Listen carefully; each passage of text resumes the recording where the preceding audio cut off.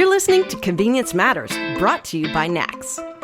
We'll talk about what we see at stores and what the future may hold for our industry.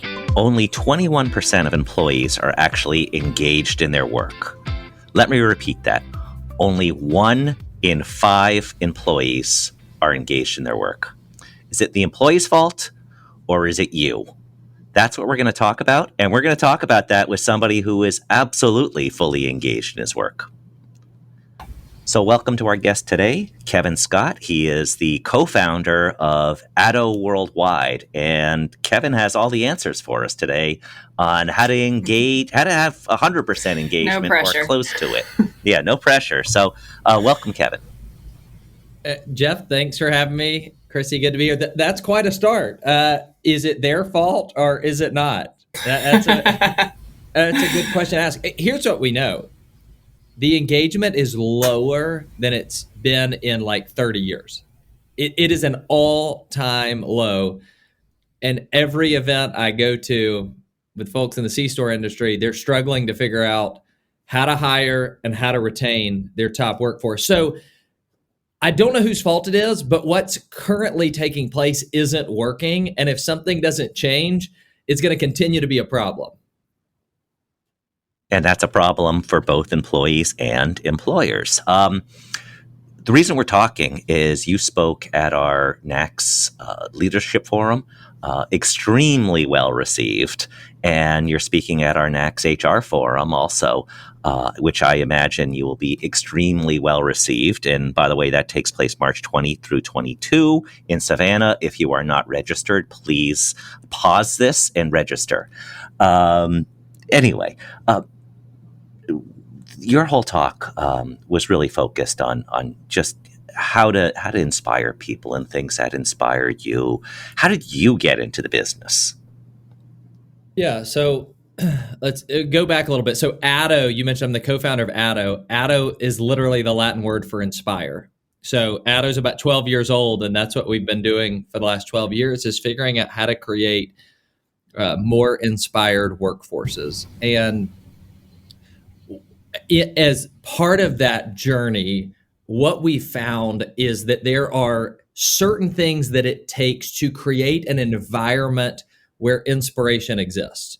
And we can get into as much of these as you want, Jeff, but they're surprising to a lot of people because a lot of people, when they think about inspiration or when they think about employee engagement, they think about like they saw that Google has beer fridges or ping pong tables, and they're figuring out, how do I put a ping pong table in my C-store? Like, I don't know if that's going to work. We don't have a break room. Like, they think about these ancillary benefits, these fluffy things, which aren't bad things, but at its core, for somebody to show up every day, excited about their work, engaged in their work, inspired to do what they have to do, there are elements that have to exist. They've got to be passionate about a purpose. They've got to be tackling big problems together, and they've got to feel like they're cared for. That the organization they're working for actually gives a crap about them. So, Kevin, you talk about purpose, and when one of the things you showed us at the leadership forum was, you had some words that you kind of put up there that when something is simple and easy, people get bored. When it's easy, but it's complicated, they get frustrated. And I'm not going to steal your thunder, but there were two things that you said when they combine, that's what creates purpose. Yeah, when things are both simple and hard, let's just unpack two pieces of that. The first piece is, as I shared at the leadership forum, and I think this is just important for every single person to think about right now. Like, if you go back and think about the time that you were most inspired, or the multiple times, and you can think about personally or professionally. If you think about the time where you're most like excited about the work you're doing, those were usually when you're tackling some hard things. Like, nobody remembers the easy day where you just didn't do it. Like, hey, I phoned it in yesterday. I didn't really do any work. Like, we may enjoy that in the moment, but it's not ultimately inspiring or fulfilling. So the first thing we have to acknowledge is all people, this is a newsflash from people, they want to do hard things, yet they are often frustrated with their employer or their boss because not because things are hard, but often because things are complicated, because we've unnecessarily made things difficult, put obstacles in their way. So maybe here's the line that I think would help people. When we talk about things being simple or complicated, we're talking about systems. We want more simplified systems. But when we talk about things being easy or hard, we're talking about the effort that's required. And so great leaders simplify the systems, but they amplify effort. So you make the process easier, but it still requires a degree of difficulty. And I think every single one of us could sit here and say, the more I think about it, the more that's consistent with my experience, that I've been excited and engaged and inspired when I've been doing hard things, but that felt meaningful. Yeah. And the leadership piece, I think, is also important because I have no problem doing hard things, right? Like I would rather do something that's challenging, but I also don't want to be thrown to the wolves. I need to know that someone has my back and that you do have the systems in place that can actually help me or, just anyone in general get there. Yeah. That partnership piece is so important because we can be doing hard things and feel like it's purposeful, but when we feel like we're in it by ourselves, or when we feel like even like we're on the opposite side of the table of the people we're working with, like we're on opposing sides instead of on the same team, it does lead to a feeling of isolation. And I think the question that I get asked often is because let's just answer some critics for a second here, because we're talking about purpose and doing hard things and partnerships. And some people are like, this sounds like fantasy world. This is fluffy. This is like, and so I get that. And so the leaders will say like, okay, but I'm running a business. I'm not running a nonprofit. Like my goal isn't just for everybody to feel good all the time. Like they actually have to help produce things. And so one of the things that we emphasize for leaders all the time is that the best leaders find a balance of both results and relationships. Results actually getting things done, and the relational side. And I've heard it said this way, Jeff, this is something I didn't share at the leadership forum, but I think this is a good piece right here. When you think about results in and relationships, this is a tension to manage, not a problem to solve. You're never going to solve that. Because I'm going to tell you, as long as you lead a business, as long as you work inside of this environment, whether you're a supplier or a retailer, you're going to go through seasons where feeling like you lean too much to the relational side or too much to the results side. It is a tension to manage, not a problem to solve. And you had mentioned, this is not fantasy land. And you're not somebody that necessarily says, I have a bunch of fancy words in a program and here, try it out. Your company was named the #1 small business on the best places to work in Atlanta. So obviously what you say works, it works. What are some of the processes you went through in your company to bring this to life? I love that question. Okay, so I love that you said, because we talk a lot about the clients we work for, and those are typically large organizations. And so some people say, well, can it work in our organization? Yeah, we're a company that has less than 50 employees. And so we've got to make this true with oftentimes more limited resources. I would point to maybe two things that we have done in particular that I think are really valuable in this area. Number one is we've clearly defined our mission and our values. Again, this can sound fluffy, but what I mean is, what type of things are we going to incentivize people toward? What type of things are we going to hire for? What type of things are we going to be willing to fire for? Like our values. And by the way, when I say values, I'm not talking about table stakes values. Now, I'm probably going to offend some people here, but when you say you value integrity, find me a business that doesn't. I mean, that's I think that's a stupid value, because it's like that's everybody needs to have that. What are the things that make it unique at your place of work that that if people will follow, they will thrive in, and if they don't, They won't. And so we've got that, grit is one of our values. We want people who don't say that's not my job. They're willing to roll up their sleeves and get it done. And so values and hiring and firing to them is really important. The second thing that I would say is there's both events and there's consistency in the things we do. I would say that culture is created in the small moments and memorialized in the big ones. So it's created in the small. Culture is created by what you do every day. You're not going to compensate for a crappy culture with your one annual retreat or, your one Friday a year that you give people off and give them free alcohol, whatever that is. That you're not going to compensate for that. But if you do things well all the time, you still have to have some of those kind of things because that's what you remember. Most people, if you had good parents, what mattered the most was their consistency. But if you go back and you think about the memories, a lot of times it's when we went on a family vacation, we went on somewhere. So both elements are important. Culture is a drumbeat, right? Like it's the journey. I don't think you can ever sit back and just say all right, yay, we hit our culture, we're done. It's constantly evolving and it's constantly changing. And I think that's, what you talked about, problems. That's the kind, you can see your culture come into play when there are problems and you see your teams come together and find solutions to whatever's going on. And that's, that to me is where the rubber hits the road. Yeah. I feel like one of my shortcomings of my time at the NACS Leadership Forum is a lot of my examples were related to Chick-fil-A. And that's because we do a lot of work with them and we do work with other great clients. But I will tell you, Chick-fil-A is very intentional about this. Their annual conference this year was all about what you just hit on. It was all about culture. And they if they said this phrase once, they said it 1,000 times. We will either have a culture by default or by design. By default or by design. Everybody has a culture. If you've never talked about your culture in your company, you still have one. Yeah, you might not like it, but you have one. It's there.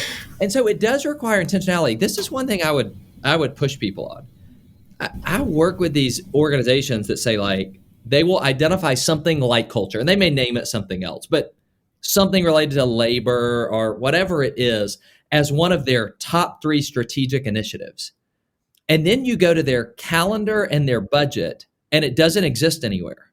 And so if it's actually a strategic initiative, if it actually is something you care about, are you putting time and resources toward it? And if it's not, then you're just fooling yourself. And by the way, that's actually worse than not talking about it at all, because that's what creates a level of distrust. So you obviously have charisma. And when you think about inspiring leaders, the first thing that comes to mind is, that's because they're charismatic. Well, let's just say I'm super boring and I'm introverted. How would I be able to inspire even though I have minimal charisma? Yeah, I think that is what you bring up, Jeff, is one of the most common misconceptions and gaps when it comes to inspiration, because people think when they think of inspiration, they think of an inspirational leader, and that inspirational leader tends to be charismatic. But the truth is, sustained inspiration, not a lightning bolt here or a flash of excitement one time, sustained inspiration is always fueled by high trust. And high trust are when leaders do 2 things. They are consistent and they're vulnerable. They're consistent and they're vulnerable. The consistency piece is really key. By the way, I think charismatic leaders struggle with this. They feel really good when they're out on stage, but are you going to model it when you're off stage? So you got to be consistent. And that vulnerable, you got to be able to share with people where they're wrong. Jeff, that's where I see the biggest gap between an older, now I'm going to get in trouble here, but older leaders and a younger workforce. Remember when we said only 21% of people are engaged? Yep. The lowest on that list is workers under the age of 35.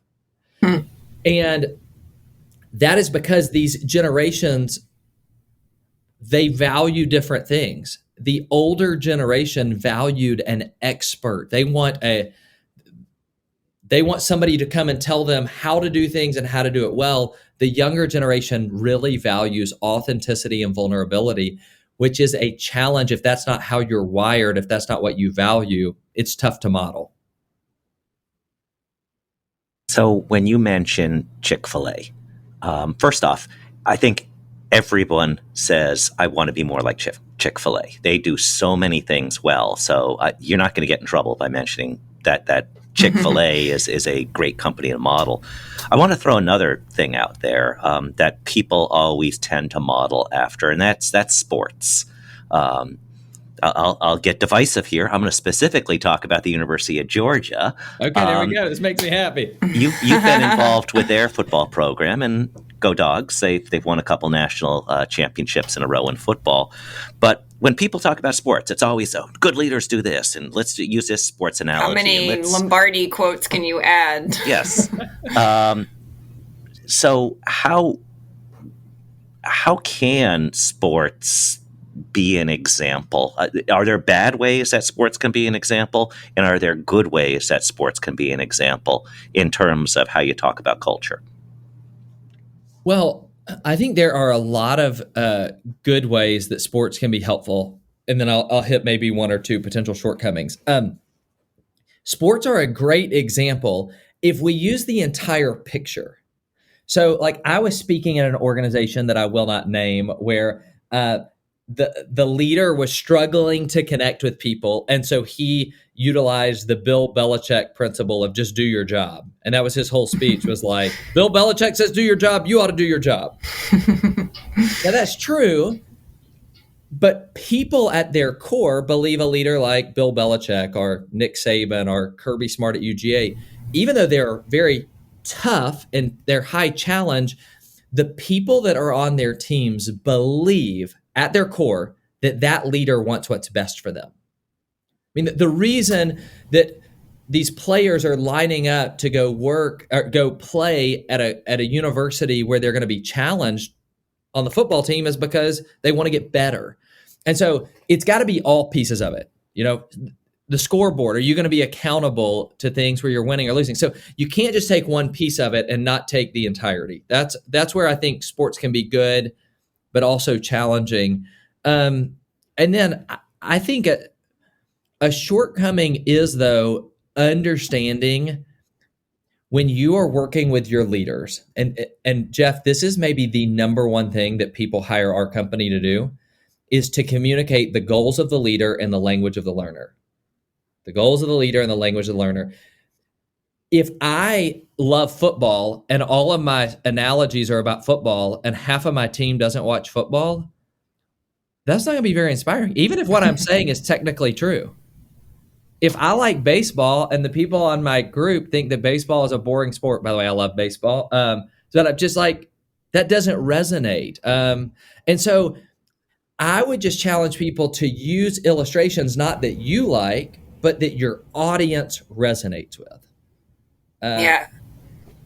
I sat at a dinner where everybody was talking football as in the other football, and I had nothing to give. Nothing at all. And it was very enthusiastic. And I will say, Jeff, the introvert thing, like I have a good 2 hours of extrovert in me. Like you can get it out of introverts. Like we've got it. It's just our downtime looks much different. Like if we do the Irish exit, that's why. Like we're done. I don't know what the Irish exit is. You without telling them. Yeah.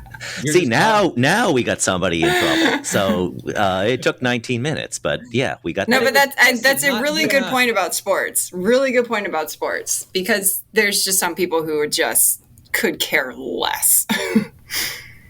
Yeah, it's and we've talked about that on podcasts. It's like, is what you think is important what the customer thinks important, and how do you know how both sides can talk to each other?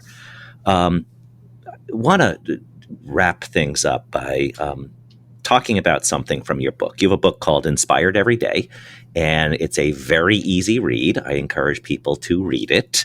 But you ask a compelling question at the very end, and don't skip to the end because there's more than that in there. But your question is, what kind of dent will you make in the world? And I think that's a really compelling question to ask, whether it's at the start, middle, or end of a book, because I think that's another way of saying, how do people have a purpose at work? How do people have purpose outside of work? And what does that purpose accomplish? So talk about how you wound up with that as the rallying cry that essentially closes the book. Let's hit just this generational idea to get to that point. There was a generation, the boomers, that were all about working, about thriving and advancing. And then Gen X came along and said, we want some work-life balance here. We don't want to we don't live to work. We want balance. And so they're like, we can do monotonous things during the day, but we want meaning outside of work. And then millennials came along. I'm a millennial, even though I don't always want to identify as one, that said, we want to do meaningful work. We want to do, and that's where you got a lot of this purpose movement. And I think Gen Z, I'm very hopeful because I actually think they are a good balance. They want to do meaningful work, but meaningful work doesn't have to mean that I work for a nonprofit or an organization that's saving the world. I can do meaningful work by working at a C-store because the people that I work with are important. The people that I get the opportunity to serve are important, and everything I do can have meaning. And when we talk about making a dent in the universe, what people ultimately want, they want to be a part of something that matters. And I believe it is incumbent upon leaders to tie every employee's individual activity to meaning and purpose.